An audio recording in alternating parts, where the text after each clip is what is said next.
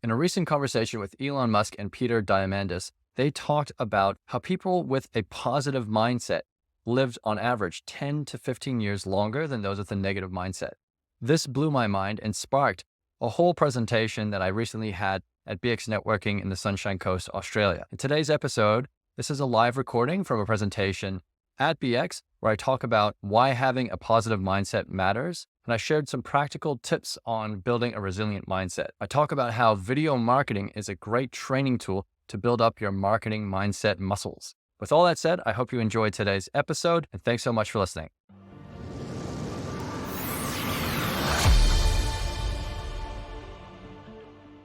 Well, thank you everyone for letting me chat today.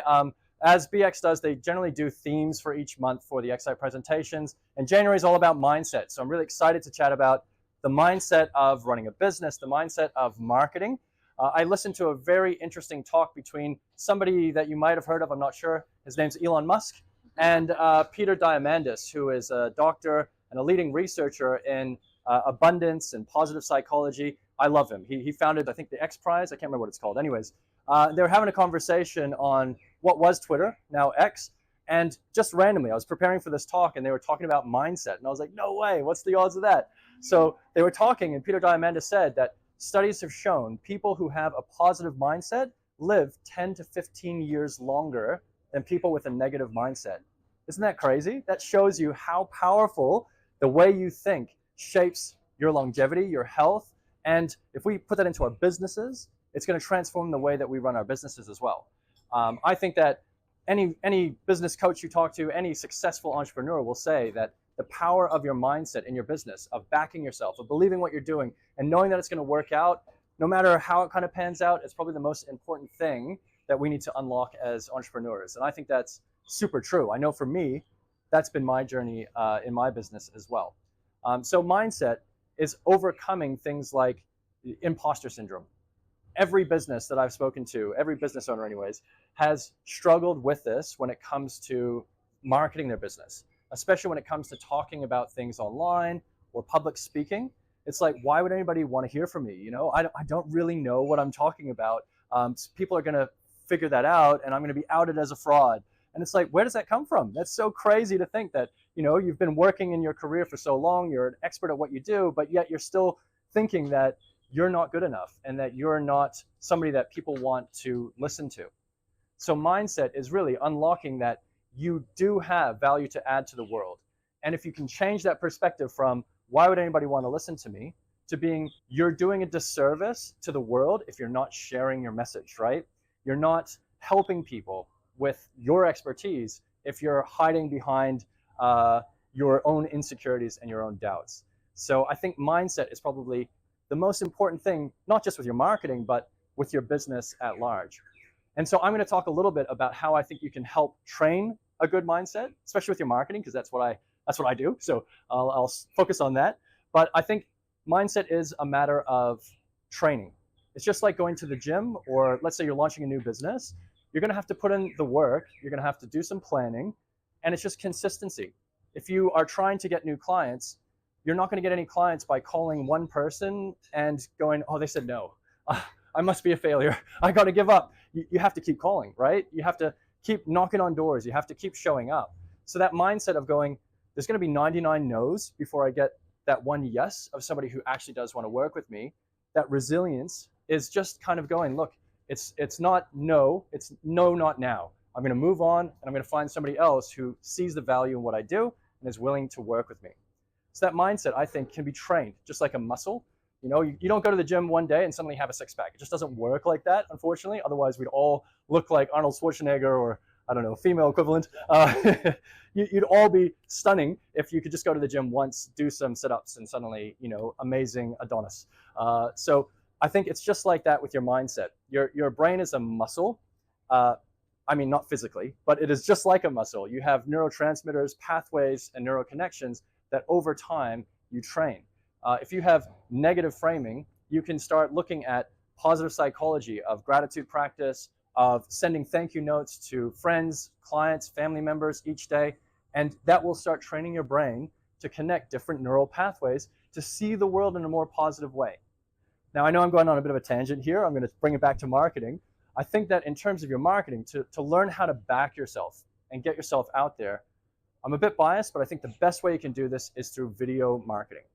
And the reason for that is because you're practicing, just like you would for an event. Let's say I don't know if anybody here is into triathlons or marathons or anything crazy like that, but you're not just going to go and run a marathon having never trained before. You need to go and start practicing. You need to start small. If you're going to do, how long is a marathon? Is it 42 kilometers. Clearly I do marathons. So 42 kilometers. You're not going to go out tomorrow if you've never run before and run 42 kilometers. You're probably going to kill yourself, right? So you don't want to do that. You got to start small. Start doing 1 kilometer, 2 kilometers, 5 kilometers. And as you grow, you're going to start being able to do more and more. You're going to get to 10 kilometers, then 15, then 20. And before you know it, you're going to be going, wow, like I didn't even think I could run 1 kilometer once upon a time. And suddenly I'm doing 20 kilometers. I'm doing half a marathon. This is great. So I want you to look at things like that. If you're training for an event, you want to be a public speaker, you want to market your business, you want to grow your presence online, you got to start somewhere. Every journey of what's the saying? Every journey starts with a single step. And I think that that's really true with your marketing as well. So in terms of building up your resilience, building up your mindset, it's, I think, starting small and looking at what are some simple ways that you can start training yourself to become more resilient about talking about your business. I think there's 3 things you can do. The first one is you can start setting up a camera like this, just get your phone and start talking to your phone as if you're talking to a client or you're talking to a friend, and tell them about your business. Who are you? What do you do? Explain your services to somebody who has no clue what you do, right? Because so often we get caught up in the jargon of like, oh, it's CPC and ROAS and all these like weird things that people are like, I have no idea what you're saying, man. You have to break it down into layman terms. And this is great training for that marathon of marketing your business. I think that if you look at content in a way of kind of like, I'm just going to be talking to a friend as if they knew nothing about me and my business, I'm going to talk about that. It's great practice for you to be able to train yourself for your own digital marketing and feeling more confident talking in front of a crowd. So that's the first thing, I think, is set up your camera at home, find yourself a safe space that you're not going to be interrupted, and talk to your camera as if it's a friend talking about your business. Step 2 would probably be looking at testimonials. We all work with clients day in and day out. So if they're not going to do video for you, because it's so hard to get your customers to actually jump on a camera and talk about you, you can do it. There's nothing stopping you from talking about your testimonials, your case studies, and we're all human. We love stories. So rather than you being like, hi, I'm Kyle, I work at Social Geeks, I'm great at this, and everybody loves me, that's terrible, right? Because people will be like, Kyle sounds like he's an egotistical maniac. What you want to do is say, I had a client that I was working with, they were struggling with their sales, they were struggling with leads in their business, and here's how I helped them with Google Ads. And we were able to scale their business up, twofold. We got them to double their revenue in 90 days. A story like that, it's much more believable, right? We hear that and we go, that sounds great. That sounds like something I would like. So I want to work with Kyle. So that's the stories that you can tell in your businesses. So the first one would be talk about your business, what it is that you do and your services. The second one would be some case studies and testimonials. Tell a story of how you helped a client, focus on where they were at and where you got them to and how you bridged that. And the last thing I would say is just start doing things like this. You're all here at BX and you have a great opportunity to get in front of a crowd and talk about what it is that you do.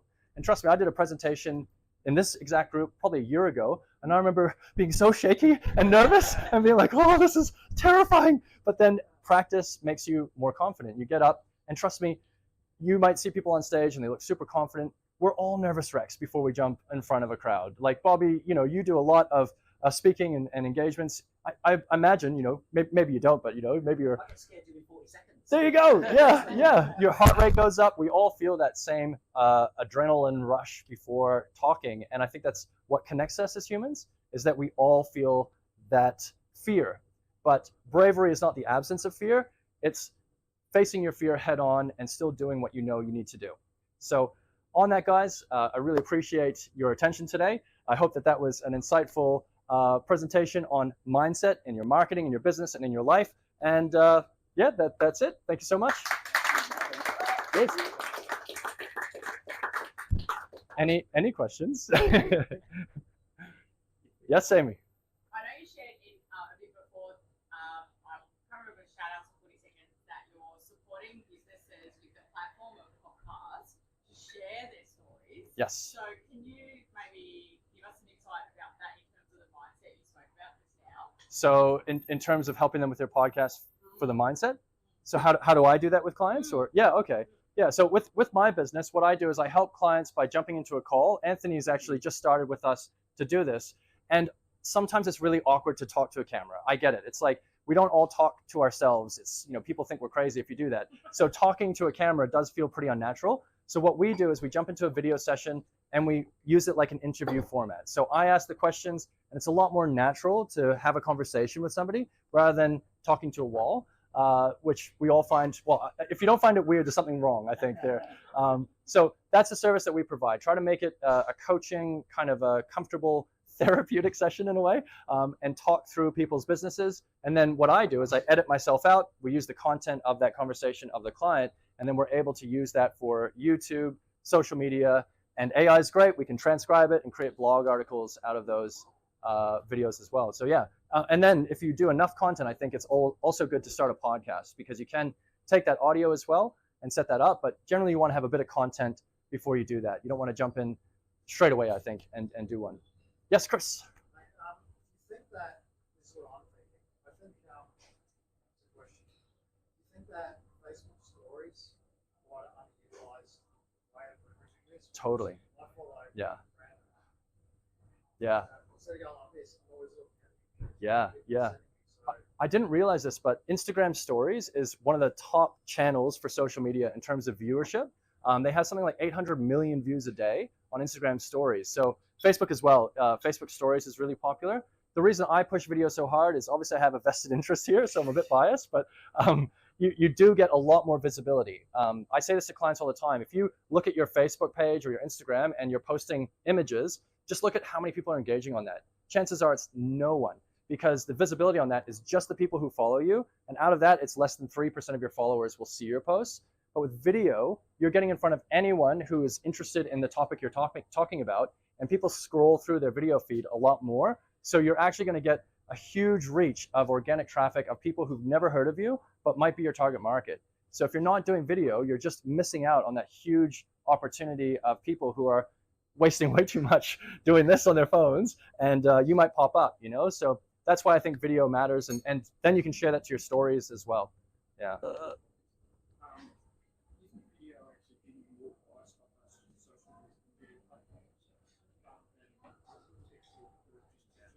Oh, 100%. Yeah. Facebook's trying to compete with TikTok, and TikTok is video only. So they are prioritizing. I have a client in Melbourne who does e-commerce, and they do support mental health awareness and things like that. Awesome brand. They started posting more video last year. I was like, you guys got to post more video. They got 20 million views on their videos last year, because on Facebook alone. And all they were really doing, guys, was reposting other people's content, if I'm honest. So they were like, we don't really know what to talk about. I'm like, just start finding things that are in the theme of your brand and start sharing those, remixing those. And that blew up. So yeah, they definitely prioritize video, I think. Yes, yeah, absolutely, yeah. So sorry, so when you say video, you mean like the stories, reels, TikTok, Yes. things like that? Yeah. Not like a YouTube and that sort of. Well, good question. I think an easy place to start for small businesses is to do YouTube content, because the long form stuff you can use to cut into short form clips. If you guys are avid social media users, you probably are scrolling through and seeing a lot of podcasts. So you'll see people doing interviews and they're kind of facing, you know, this way, the camera's here. That content works really well for TikTok and for all short form content. So I think if you do the long form content, you can cut that up into small bite-sized pieces and then use that for your social media. So it's kind of playing smarter or working smarter, not harder. You're trying to go, rather than you spending 2 days a week creating bloody TikTok content, you're looking at, can I do half an hour a week or half an hour a month of longer content? You know, you might get 3 to 5 videos out of that for YouTube, but you might get, you know, 20 to 30 clips that you can use for social media. So I think it might not be perfect, it might not be, you know, the best content in the world, but it's all about consistency these days rather than having the perfect video, because it's really subjective. You never know what's going to work. Otherwise, everyone would have viral hits every time they posted, you know? Yeah. Awesome. Great. Well, thanks very much. Yeah.